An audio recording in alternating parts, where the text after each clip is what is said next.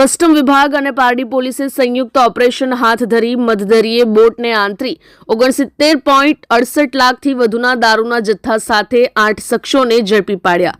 સંઘ પ્રદેશ દમણથી દરિયાઈ માર્ગે ગુજરાતમાં દારૂ ઘુસાડવાના મનસૂબા પર કસ્ટમ વિભાગ અને પારડી પોલીસે પાણી ફેરવી દીધું છે.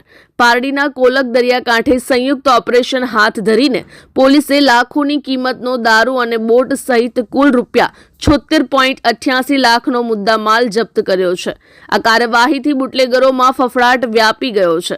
કસ્ટમ વિભાગની ટીમ જ્યારે દરિયાઈ પેટ્રોલિંગમાં હતી ત્યારે એક શંકાસ્પદ બોટ નજરે પડી હતી. ટીમે બોટને રોકવાનો ઇશારો કરતા ચાલકોએ બોટ ભગાડવાનો પ્રયાસ કર્યો હતો, પરંતુ સતર્ક કસ્ટમ ટીમે મધદરીએ જ તેનો પીછો કરી બોટને ઝડપી પાડી હતી.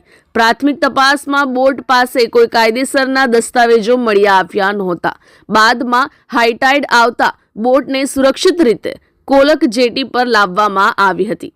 તપાસ દરમિયાન બોટ નંબર IND-GJ15mm0613 માંથી મોટા પ્રમાણમાં દારૂનો જથ્થો મળી આવ્યો હતો, જેમાં દારૂના બોક્સ 555 જેની કિંમત ₹69.68 લાખ અને બોટની કિંમત ₹7 લાખ મળી કુલ ₹76,88,880 નો મુદ્દામાલ કબજે કરવામાં આવ્યો છે.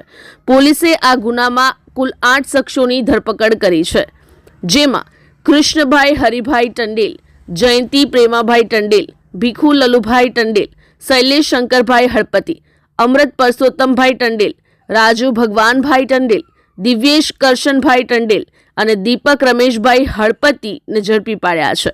વોન્ટેડ આ સમગ્ર કાવતરાઓનો મુખ્ય સૂત્રધાર દમણનો કિરીટ રમેશભાઈ હળપતિ હોવાનું ખુલ્યું છે, જેને પોલીસે વોન્ટેડ જાહેર કર્યો છે.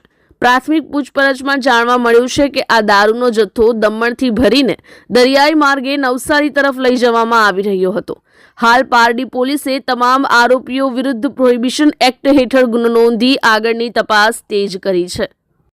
અમારી લાઈવ ન્યૂઝ 24 ચેનલને સબસ્ક્રાઇબ કરો.